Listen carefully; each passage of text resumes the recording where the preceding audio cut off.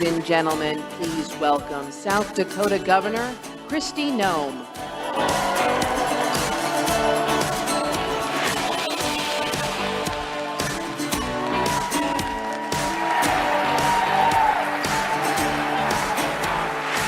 Hi.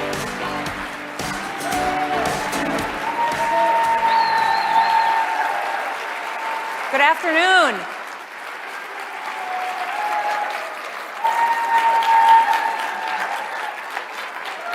You all look wonderful. Well, it is such an honor to be with all of you here today.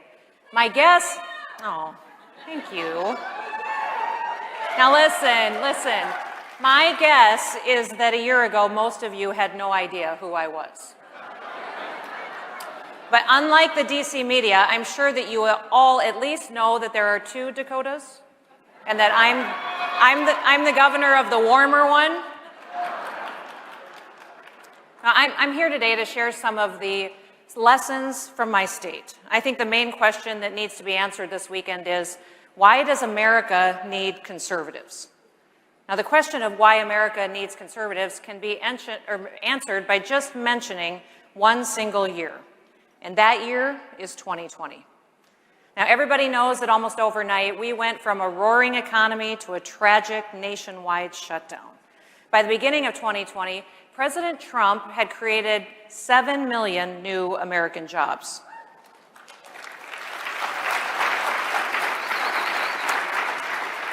We had the lowest unemployment rate in over half a century, and unemployment rates for Black, Hispanic, and Asian Americans reached the lowest levels in history.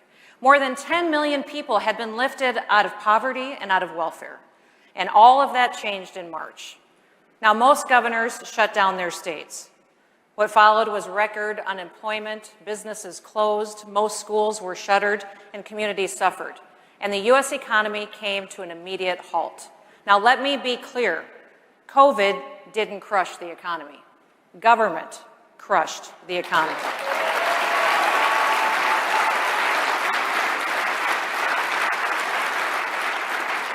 And then, just as quickly, government turned around and held itself out as the savior. And frankly, the Treasury Department can't print money fast enough to keep up with Congress's wish list. But not everyone has followed this path. For those of you who don't know, South Dakota is the only state in America that never ordered a single business or church to close.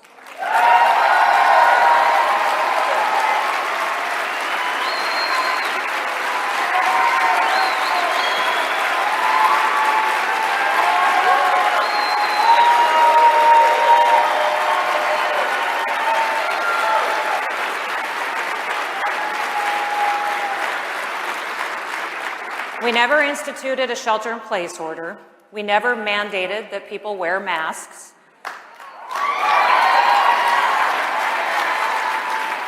We never even defined what an essential business is, because I don't believe that governors have the authority to tell you that your business isn't essential.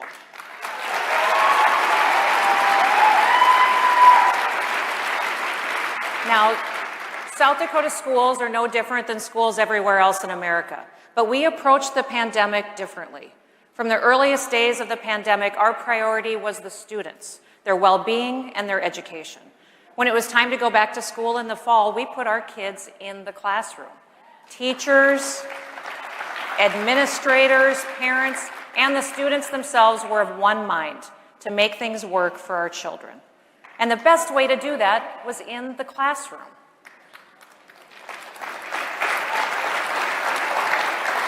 Now, in South Dakota, I provided all of the information that we had to our people, and then I trusted them to make the best decisions for themselves, for their families, and in turn, their communities. We never focused on the case numbers. Instead, we kept our eye on hospital capacity. Now, Dr. Fauci, he told me that on my worst day, I'd have 10,000 patients in the hospital. On our worst day, we had a little over 600. Now,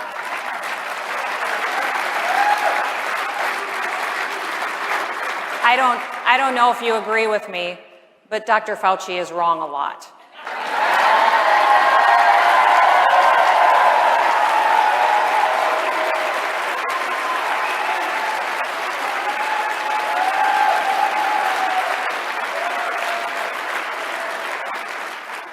Even in a pandemic, public health policy needs to take into account people's economic and social well-being. Daily needs still need to be met. People need to keep a roof over their heads. They need to feed their families, and they still need purpose. They need their dignity. Now, my administration resisted the call for virus control at the expense of everything else. We looked at the science, the data, and the facts, and then we took a balanced approach. Truthfully, I never thought that the decisions that I was making were going to be unique. I thought that there would be more who would follow basic conservative principles, but I guess I was wrong. Ask yourself this question: how far will people go to enforce mask mandates? Once you start lockdowns, how long can you sustain them? In South Dakota, we had some cases in March and April, but the virus didn't really hit the Midwest until late fall. Should we have kept people in their homes from March onward? Of course not. You know, it's important to ask these questions. We have to show people how arbitrary these restrictions are, and the coercion, the force, and the anti-liberty steps that governments take to enforce them. Often, the enforcement isn't based on facts. Justifying these mitigation efforts has been anything but scientific. Now, many in the media, they criticized South Dakota's approach. They labeled me as ill-informed, that I was reckless, and even a denier. Some even claimed that South Dakota was as bad as it gets anywhere in the world when it comes to COVID-19. That is a lie. The media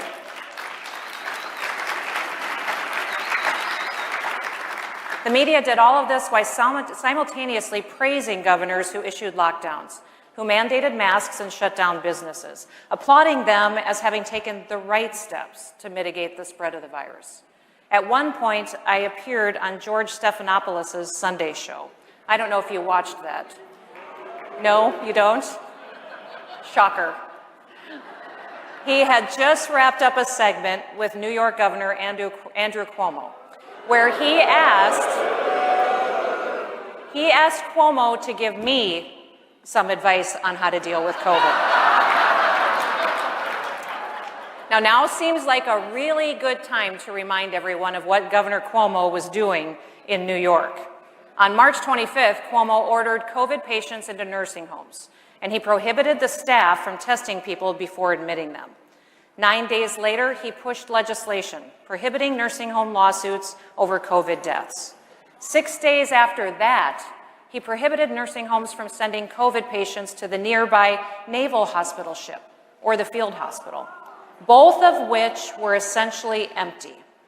Now, 8 days after that, the first deaths started to show up. And on January 28th of this year, the New York Attorney General announced that Cuomo and his administration significantly undercounted the number of COVID-related deaths in nursing homes by as much as 50%. To make matters worse, they tried to cover it up. Now that is the media's COVID hero. And by the way, you know, he also earned an Emmy, and he wrote a book on his COVID response. So who really needed the advice? Again, in South Dakota, we did things differently. We applied common sense and conservative governing principles. We never exceeded our hospital capacity, and our economy is booming. We have the lowest unemployment rate in the nation.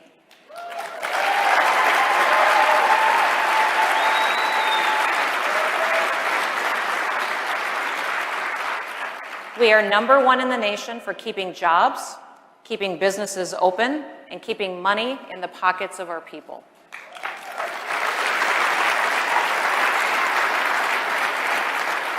The people of South Dakota kept their hours and their wages at a higher rate than workers anywhere else in the nation, and our schools are open.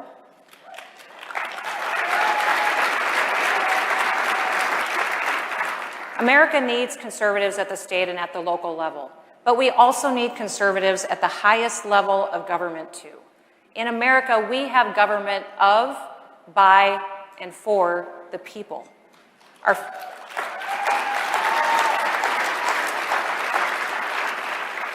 Our founding fathers established our national constitution, and the people of individual states crafted their own constitutions that place specific limits on the role of government. Those limits are essential to preventing government officials from trampling on people's rights. The people themselves are primarily responsible for their own health and their well-being. They are the ones who, entrusted with expansive freedoms, the free will to exercise their rights to work, worship, and to earn a living. No governor should ever dictate to their people which activities are officially approved or are not approved.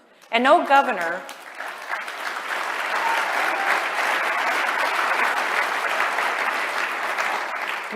should ever arrest, ticket, or fine people for exercising their freedoms.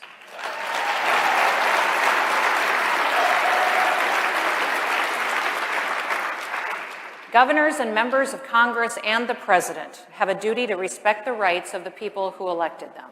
But it seems these days that conservatives are the only ones who know what that means.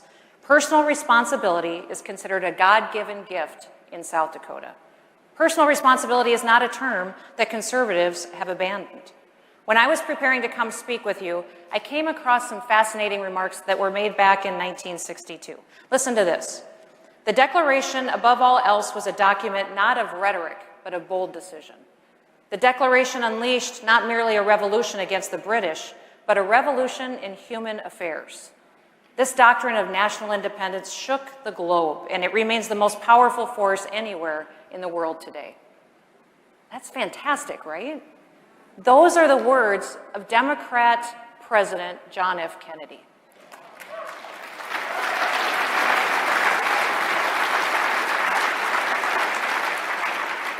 Is there any wonder why Ronald Reagan often said, "I didn't leave the Democratic Party, it left me"? There was a time when both political parties clung to certain fundamental principles. But today we seem not to even share the most basic ideals. America needs people who will stand up for these fundamental principles. America needs conservatives. It's easy to look back on 2020 and remember all of the issues that we had with COVID. But COVID is only one piece of a very problematic puzzle. It certainly showed us how deep the divide really is and how thin the barrier is between freedom and tyranny.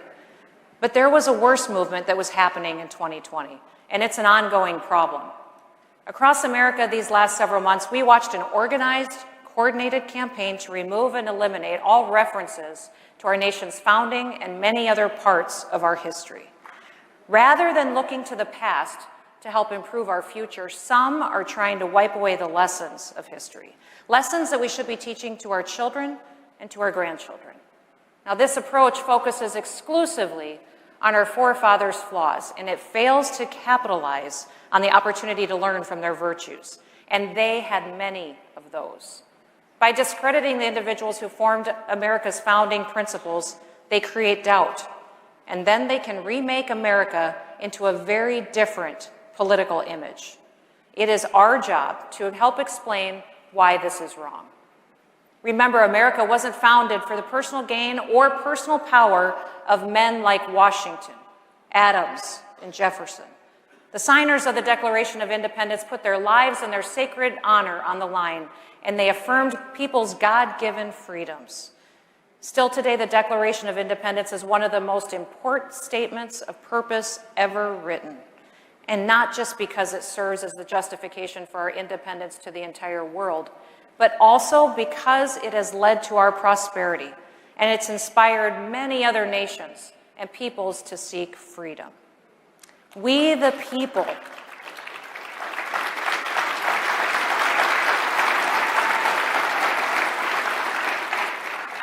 people have consented to a government that will serve all of us equally, a government that will protect and uphold our God-given rights, as well as the fundamental rights enumerated by our Constitution.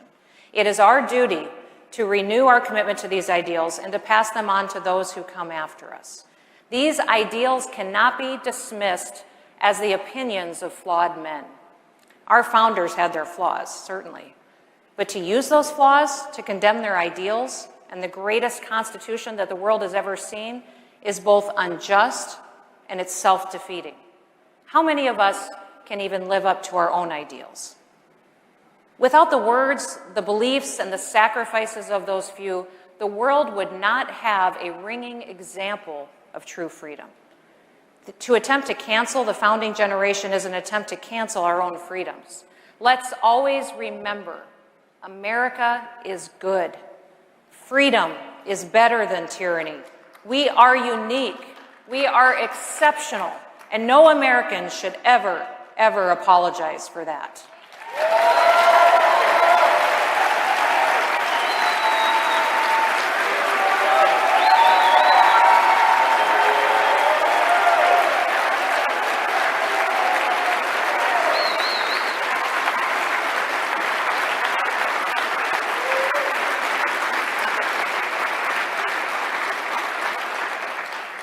We should illustrate to the world that people thrive when government is limited, and people's ingenuity and their creativity is unleashed. We should also remind the world what happens when tyranny and oppression are allowed to thrive. These days, too many are embracing China, a nation that crushes freedom of speech and religion.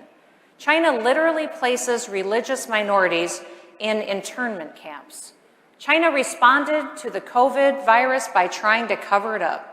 And one of their mitigation strategies was to weld doors shut to lock families in their homes. Friends of China are not friends of freedom. Make no mistake, America's leadership is needed in the world. So now let's have a really candid conversation. Everyone in this room and those listening at home, they know that America needs leaders right now. Those leaders need wisdom. They need the confidence to stand up for our principles and a will to act. Those leaders need to be conservative. We have a lot of work to do in the coming months. What may have worked in the past is not good enough anymore. It's not enough to say, vote for us because your pocketbook will be bigger, or because we'll cut your taxes and reduce the regulations, or because we'll fight against abortion or Obamacare or whatever else. I'm not saying that these things aren't important. They are among the pillars of what we believe. But conservatives must lead the nation away from borrowing against our children's future. We must put an end to the accounting gimmicks used to deceive people. Joe Biden has been in politics for 50 years. At that time, our national debt was roughly $450 billion. Today, that's pretty close to what we pay in interest on our national debt. Everyone is to blame. We have forgotten principles that we once held dear. And we must more closely articulate to the American people that we are the only ones who respect them as human beings. That we are the only ones who believe the American people have God-given rights. We are not here to tell you how to live your life, how to treat you like a child or a criminal because you go to church or you defend yourself. Conservatives respect people as individuals. We don't divide people based on their religion, their culture, or the color of their skin. We don't shun people who think for themselves. And we understand that every single person is different. Each person deserves the opportunity to build his or her life without some self-important government bureaucrat telling them what they can or what they can't do. We don't have the media on our side. Conservatives must be smarter than progressives. We must know our history. We must know what works and what doesn't work. We must think through the issues, and make no mistake about it, conservatives exist to fight for America and for every single American. Now, for those of you who are disappointed about the election, I am too. Remember, incredible innovation, though, it took place after Goldwater's 1964 landslide loss. It took the creation of many institutions, including the American Conservative Union, the National Right to Life, the Heritage Foundation, the Manhattan Institute, Concerned Women for America, the Federalist Society, Family Research Council, and among others, it took many to change hearts and to change minds. It was institutions like these that helped bring about the Reagan Revolution and bring American exceptionalism back. Their work is more important today than ever before. So what can you do right now? It's really simple. You can be bold. You can show up. Debate these ideas. Persuade your neighbors. This pandemic illustrated that many politicians have a totally different vision for government than what the founders laid out. It was once said that the left takes its vision seriously, more seriously than it takes the rights of other people. They want to be our shepherds, but that requires us to be the sheep. Let it be heard loud and clear from us right now. We will not be sheep.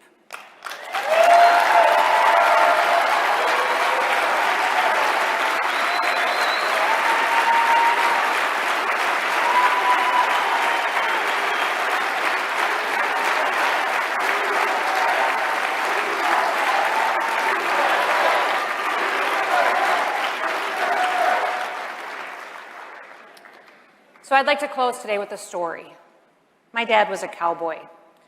He was the toughest person that I've ever known. Ever since I was a real little girl, I just wanted to grow up and be like him. Now, he died in an accident on our farm when I was 22 years old. And a couple months after he was killed, I finally got the courage to go out and clean out his pickup. Now, all of you who have a farmer or a rancher in your life, you know that they often live out of their pickups. Everything important can be found in the cab. Their wallet, bills to pay, tools, you name it. And if you need to find something important, every single one of us farmers' kids knows that the pickup is the first place that you look. Now, as the new general manager of the business, a couple of months after Dad died, I knew that where that pickup was, what was in it, and that I needed to clean it out eventually. But those months had also been filled with hundreds and hundreds of questions. What seed should we be planting? What field should we plant first? What's the price that we need to sell our calves for to cash flow the cattle operation? And I didn't have those answers. I remember wishing over and over again, if I could just ask Dad. If I could just ask Dad one more question. And frankly, I was running the business, but I was daily faking my way through it. I had no idea how we were going to keep our family business going without my dad. And I was determined, though, that we weren't going to fail. So that day, as I carried a box out to the pickup, I knew it was time to clean it out. I stuck my hand down into the console in the middle between the chairs in the front seat, and I started to put items in the box that I was taking out. So the first thing was a pliers. How many of you know what a pliers is? A Baby Ruth candy bar. I remember that was his favorite. Notebooks, pens, tools. And then I found a little tiny tape recorder. It was the kind of tape recorder that a doctor dictates into. I pushed the play button, and immediately I heard my dad's voice. He was talking about seed corn varieties, which ones had performed well on certain fields that we owned that went with certain soil types. He spoke about how we'd had such a wet year the year before that resulted in poor crop yields and damaged grain. We had had a tough harvest, and he went on to describe what kind of variety choices he would have made differently, what he thought might work better for the spring that we were anticipating ahead. My eyes started to fill up with tears as I realized I was learning information that was going to be helpful to me in making crop decisions. I looked down into the console and I saw several more tapes, almost a dozen of them in all. And one by one, I put them in the tape recorder sitting there in that pickup, and I listened to my dad's voice talk about the cows, weather, markets, and what to do if we were ever caught in a tough financial situation. Inside those tapes were the answers to so many of the questions that I had had over the past several months. Over and over again, I had said, if I could just ask Dad. And here in my hands were all the answers that I needed, straight from him in his voice in the palm of my hand. Now, in that moment, I felt a strange sort of peace settle over me. I know Scripture talks about a peace that passes all understanding. It was almost at that moment as if God was saying to me, I will provide, stop worrying, you will be okay, your family will be okay, I've got this. I had the answers, I just needed to get to work. Now, Dad was always the hardest worker that I knew. He led by example and he led by action, but that day, what changed everything was his words. I made a decision that day to be like my dad, a person of words, but a person of action, because both matter. That's why I ran for office. My mission is to make South Dakota a better place to live, to do business, and to raise a family. One of the reasons I care so deeply about these issues is because I want these things for my family and for every single American family. I believe South Dakota has been an example to the nation this past year. People used personal responsibility to protect their family's health and their way of life, while the government respected their rights and their freedom. And we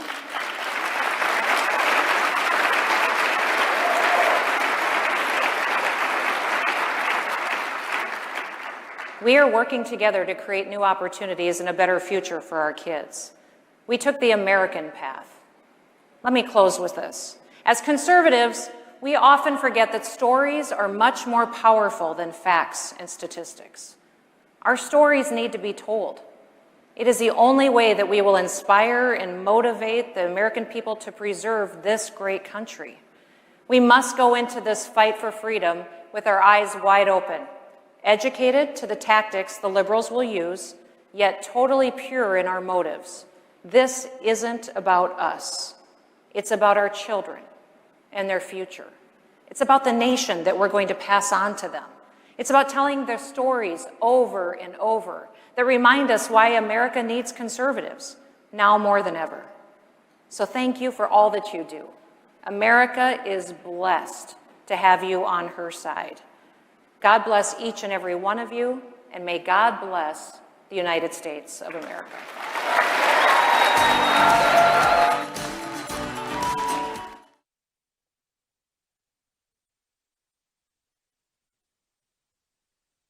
Well, everybody, there you have it. CPAC on Saturday has just concluded with Governor Kristi